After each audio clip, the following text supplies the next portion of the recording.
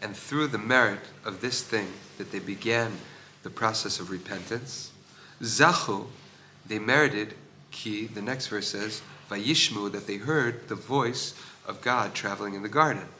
She'im lochen, if they were not initially awakened to the bad of their actions, Gam shmiat kol Hashem, even the hearing of the voice of God, haya nimna mehem, they would be unable to even be sensitive enough to hear that. V'lavo el inyan hakatuv, and let's get to the point of the verse. Naskira ma'ama Rashi zal, we will remind ourselves of the words of Rashi, al pasuk vayishma kol medaber elav. So it says in Bamidbar, it says that Moshe Rabbeinu would hear the voice of God in the Ohel Moed, right? And then the pasuk says that he would hear the voice speak from between the two kruvim. Mm-hmm. And Rashi asks, it says one pasuk says from the Ohel Moed, and the other pasuk says from the kruvim.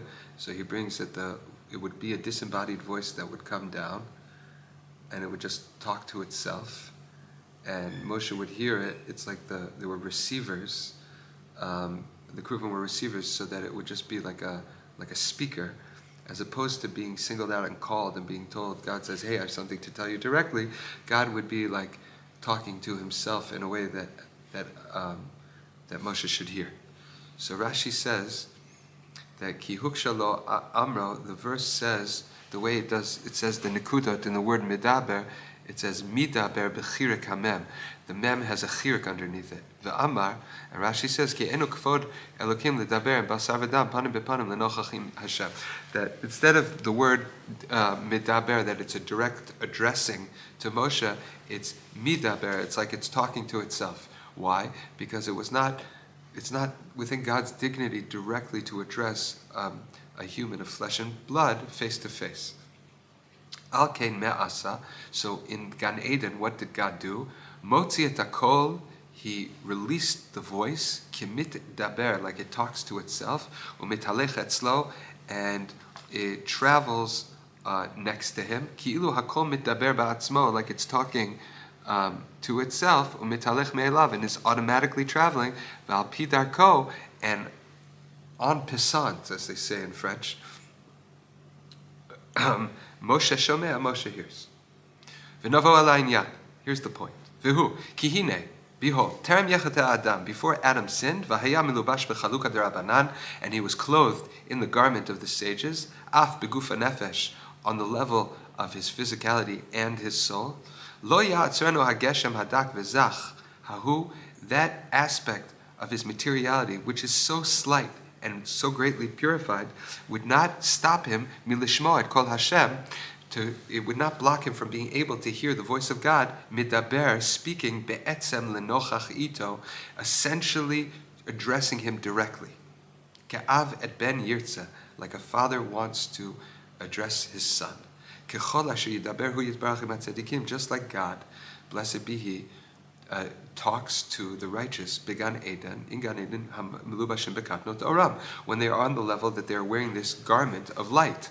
Meaning, originally before the sin, God did talk to Adam face to face. Amnam, however, achrei asher hutamu be'avon, after he had been corrupted with the impurity of sin, chul al kvodo v'hufshata kutanto, his dignity or his honor was profaned, and he was stripped of this garment. V'gam shenit charet al ashmato, and even, or also after he felt bad because of his guilt. What's the word in English when you feel bad about it? Regret. Right. Shenit charet, that he regretted al ashmato, on his guilt. Adayin, still lo hutar michalato, he had not been purified from his affliction. The alkain, and therefore bivo'o yitbarach l'daberito, when God, blessed be He, came to speak to him, lo haya keme'az, it was not like it had been then originally. Shahaya medaber b'lenochachito, that he spoke to him directly. Ad he'asot k'shliach tzibur b'nisuin, to the point where God actually acted like a shliach tzibur when in marrying, he officiated the marriage between Adam and Chava. Umevarech birkat chatanim, and he made shever brachot, ve'oseh lechupot, and he personally made all kinds of canopies for the marital celebration. Rak, however, terem yikra'eno, before he called to him in the next 2 verses later, Asa yiyeh kol mitalech bagan. He made it that the voice should be as if it's traveling by itself in the garden. Kivilti medaber imo, not like it is talking to him directly. Rak, just only kimitalech u'mitaber me'elav, like it's traveling and speaking to itself. I mean by itself, automatically. V'hu shomea havarak klachar yad, and he hears an articulation kind of by the way. Ve'af gam zeh lo haya zocha adam az, and even this Adam did not merit to directly on his own. Im lo b'shvil ruach hayom, that was only with the aid of the spirit of the day. What is the spirit of the day that we mentioned? Shehaya erev Shabbat achar chatzot harbe. It was actually erev Shabbat afternoon, much later than noon. And that is a time when the spirituality of the Kedusha of Shabbat is already bleeding into the week. It's projecting into Friday.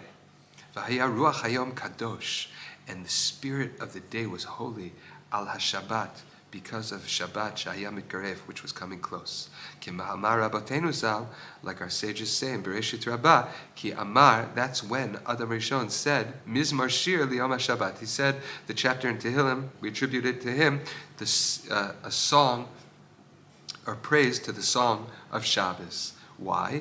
Al ki haShabbat hegena alav miterem yavo, because Shabbos protected him even before it arrived. Shehu al tosefet haShabbat, that is the additional sanctity that we put on Shabbat, right? There's a law, you have to add to Shabbos after Shabbos and before Shabbos. You have to extend Shabbos, meaning you have the objective line of demarcation of the day of Shabbos, and however, you're meant to make it holy and add where it's not naturally before and after. So this Tosfot Shabbat, this reality of the weekday, which is already has the Kedusha of Shabbos embedded into it or seeping into it, V'zeh yomar al tosefet haShabbat hamitkarev, v'zeh yomar, and that's what the verse is referring to when it says l'ruach hayom, to the spirit of the day. Okay, so now, O yirtzeh, alternatively, in Yan, there is this idea also we have to take into account that everything, how God reacts to Adam's sin and how bad God allows the sin to be, the falling to be, or how much he circumscribes it, also has to do with considerations that God has for his world in the future. So, inyan she'atid lashuv letaken ha'olam, that man ultimately, Adam Rishon, is responsible for the ultimate rectification of the world. Ki Adam hu melech Mashiachenu, because Adam is our anointed king, the Mashiach, right? We said that Adam is an acronym for Adam, David, Mashiach. It's the story of human history, which is all embodied in Adam's personal mission himself. V'zehu l'ruach hayom. This is another way we can understand ruach hayom, because in Bereshis, the second verse says, V'ha'aretz hayta tov vavo v'choshech al pnei tehom. It says that the earth was chaos and desolation, emptiness and nothingness, and darkness was on the face of the abyss. V'ruach Elokim, and the Spirit of God, merachefet al pnei hamayim, was hovering over the waters. Now that verse doesn't really mean much on Pshat. That is a very, very esoteric verse that is referring to who knows all kinds of secrets, but Chazal say straight up over there that it is the story of human history. That Tohu, Vavo, V'choshech al pnei tehom are the 4 exiles. Tohu is Babylon. Vavohu is Persia, Media. That's the story of Purim. Then you have Choshech, darkness, Zu Yavan. That's spiritually, that's the exile of Yavan. Al pnei tehom is on the face of the abyss. That's Edom. That's Esav. And then Ruach Elokim, merachefet al pnei hamayim, the Spirit of God hovering over the waters. Rashi says, Zu rucho shel Mashiach. This is the spirit of the Messiah. I still don't know what that pasuk means, but on some level it's referring to this story of human history. So the pasuk over there alludes to Mashiach, right? Hovering over the waters, the Ruach Elokim. And it's interesting, I just want to mention, it says we refer to Mashiach as Ruach Apenu, the spirit, also spirit ruach, apenu, of our nostrils. Ruach apenu Mashiach Hashem, as if our soul, meaning Adam in his pure sense, what God invested in him, that's Mashiach, but it's ruach. So over here, the Alshech HaKadosh says, Hu b'shvil ruach. God did all this. He precluded Adam from completely falling. He put a limit to the rock bottom here out of concern for the ruach. The ruach hayom. What's the ruach hayom? Ruach is a reference to ruach Elokim berachafet, the second verse in Bereshit that says the Spirit of God was hovering over the waters. She'amru zal, the Chazal say, shehu ruach melech HaMashiach, that is the Spirit of the King Messiah. V'hu shel hayom, and what's hayom? Right? Hayom, the Pasuk says, the Gemara says, right, Rabbi Yeshua went to see Mashiach at the gates of Rome, and he said, when are you coming? And Mashiach said, today. And he went home, and he waited for Mashiach, told everybody Mashiach's coming today, and he didn't show up. So he went back again, and he said, when are you coming? He goes, today. He goes, today? Yeah. So he went home, didn't happen. He's really dejected. He goes back to Mashiach, and he goes, what are you talking about? You say today, today, today. So Mashiach says, no. I said Hayom. Hayom, the day. Hayom in Bekolo Tishmo. The Pasuk says, today, if you listen to his voice. I mean, it could be any day. So Hayom is a reference to the day of Mashiach. Why? Because it's Hayom Hagadol V'Hanora. The Pasuk says, that great day. Or Bayom Ahu, on that day, Hashem Echad U'Shmo Echad, that God and his name will be one. By the way, the end of the letters of Echad U'Shmo Echad spelled David. Okay? So the Ruach is a reference to Mashiach, and Hayom is a reference to Yom Shekulo Shabbat, La'atid Lavo, the times of Mashiach, right? So, V'hu shel hayom hayadua haniskar, that is a reference to the day that is known, which we have mentioned. Hu hayom haba, that day that is coming. Ha'amor b'malachi, that Malachi, the prophet mentions. Hu yom mashichenu, that is the day of, meaning the reign, the era of our anointed one. V'hine, af gam zot lo haya yachol lisbol. Even that, Adam naturally, at that moment, his state could not bear. And therefore, he was not, meaning, he as a receiver, he was not capable of hearing God directly talk to him, or even speak in a way that even the content was not directed to him. All he heard was a disembodied voice. That he didn't even necessarily, an articulated voice that he didn't even necessarily make out a calling. Because he was naked from the sanctity of that garment of the sages. And he could not withstand, he could not stop the great force that he would have to bear and suffer of the voice of God, which is holy and awesome. Meaning even the level of the kol Hashem was too awesome for him to bear. And therefore, okay, we're going to come to explain now what it means that he hid in the garden. Vehu, and that means ki hamishula kedusha, somebody who's lacking in holiness. V'yishma kadosh medaber, and he hears holiness speak. Yipol alav mora v'fachad kanoda. It is known that it will immediately fall upon him a great fear and terror. Al Kain, therefore, me'asa, what did Adam do? He hears this disembodied voice, and it's too much. Halach, he went v'yitchabeh b'toch eitz hagan. He went to hide among the trees of the garden. But the trees of the garden, the words eitz hagan, could mean trees plural or one tree. And here it does not really mean the trees of the garden. V'hine amar rabotenu zal, our sages say, shehu ilan shechatabo. It is the tree of the garden, the tree that he sinned with. He made a beeline straight to the scene of the crime. V'halokemo zar nachshav. That seems very strange. Ki adarabah, just the opposite. Hayalo livrach mimena. He should have ran away from the location of his sin. Ach hu, however, he ki amar b'libo, he said in his heart, hine b'chol makom yavo kol Hashem. God's voice is omnipresent. It will reach everywhere. Kifi hachanat hamakom. However, to the degree of the preparedness of that particular place, meaning the locale can only receive God's voice to the degree that it is capable. Ki b'makom kadosh v'ruchani me'od, in a place that is very holy and spiritual, yavo sham behaflagat dakot kedusha rabbah.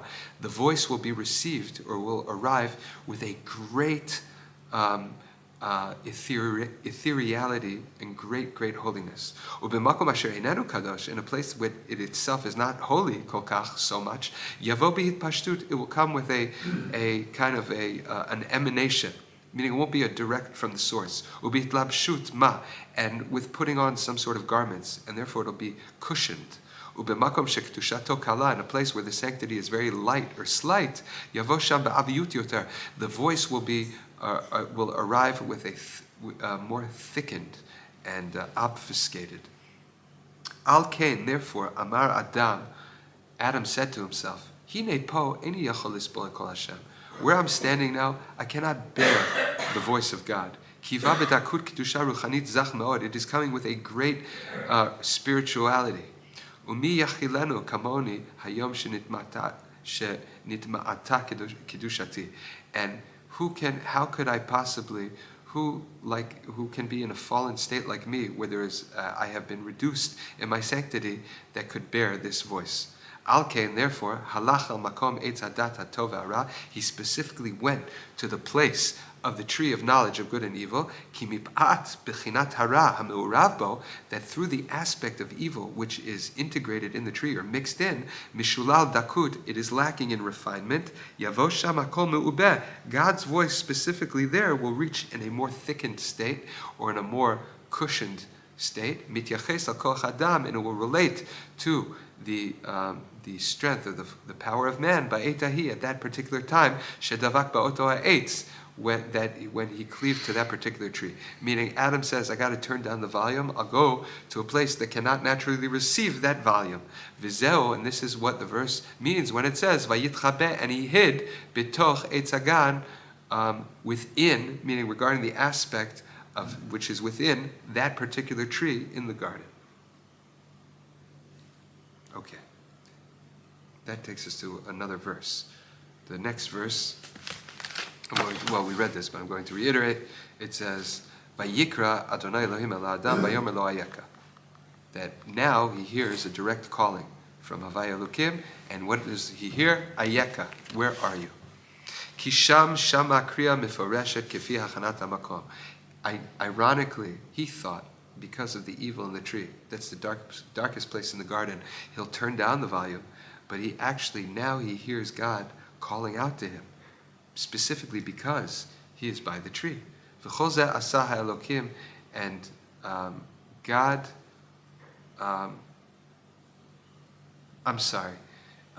despite being by the tree, he hears God's voice then to the degree of Gan Eden, of the actual location. V'chol zeh, and all this, asa ha'elokim, it was beyond what was normally the situation could have sustained, but God specifically did this. Leman yakir adam be'etzem et asher hifsid, that man should specifically recognize at that moment that which he lost. Ki haya mitchila bechol eitz hagan rabei hakdusha, because initially, in all the trees of the garden there was great sanctity, and he could be anywhere within the trees of the garden. Shomea b'kol Hashem, and he could hear the voice of God. Bli hitlapshut klal, without any sort of enclosed in garments. Here we're using garments in a different way. Enclosed, meaning any vessels to contain God's voice. He could hear it directly. Ve'ata, and now hutzrach lalechet al hamakom asher hu shafel. He had to go to a place which was very, very low, meaning the source of evil in the garden, asher hirchiko misham Hashem, now he has to go to a low place, he has to be exiled, because God has distanced him from holiness. Meaning now he's in a state that he cannot be in the garden anymore. And that's what God means when he says ayeka. So I just want to explain. He's saying over here that even though Adam ran to the tree to lower the volume, God still, now Dafka, God cranks up the volume, and now he discerns that Hashem is calling to him. And what is he saying? He's saying ayeka, meaning you originally were on a level, naturally you were meant to be on the same level of sanctity as your surroundings. And now you realize that you don't belong here, you can't handle it, you have to go.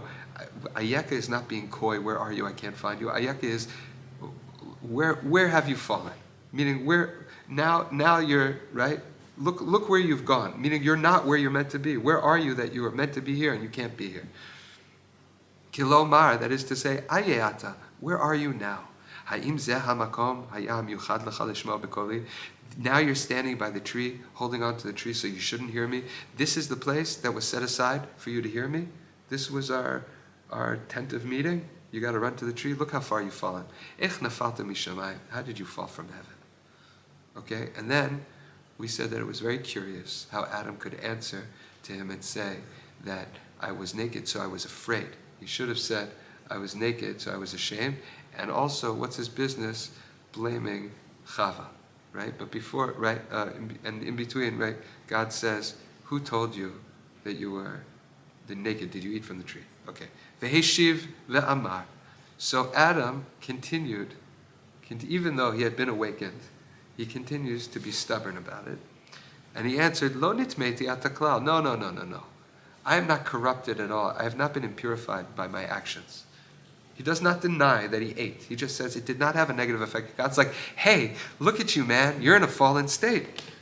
You are not capable of relating to me the way you are meant to, and I'm taking pains here to break the rules. But instead, Adam says, Lo nitmeti ataklal. No, now I have not been impurified at all. Just like the Nachash had suggested. You can get one for free. The first one's always free. Eat from the Eitz Hadat, only then you will know, and you won't be corrupted, because God knows, and God's not corrupted by his knowledge of evil, right? So Adam maintained this.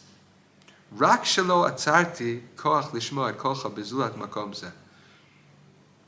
No, I'm not here by the Eitz Hadat because I've sinned, but rather I had to come here to lower the volume. Ki hine et kolcha shamati began, ela sheva'ira. I heard your voice in the garden, and I was scared. Shahaita ema nofelet alai legoda hakdusha, because your voice was so holy that it gave me this terrible fear. Shahaya hakol beruchaniyut rav. Your voice was with a great spiritual quality. V'haya zeli al ki erom anochi.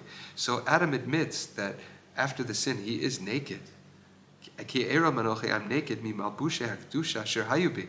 It's true, I've been stripped of these garments of holiness that I had before me, but they were the buffer zone beforehand. But I essentially have not been impurified by, I'm not on a lower level, I lost my spacesuit. Because that which has greater kedusha will make scared, will inspire fear to that which is not very, very holy. And before I had this garment that increased my sanctity. Al kain, therefore, I hid lishmoa bli pacha kamdubar. I wanted to hear what you're saying, but I was incapable with the fear because of this, because I'm naked. And therefore, I went to the tree. But it's not because I don't belong here anymore and I've been fundamentally corrupted. No, it's not that I'm so corrupted that I came back to eat some more from the tree. No, don't think I thought like eating is okay. I'm still with you.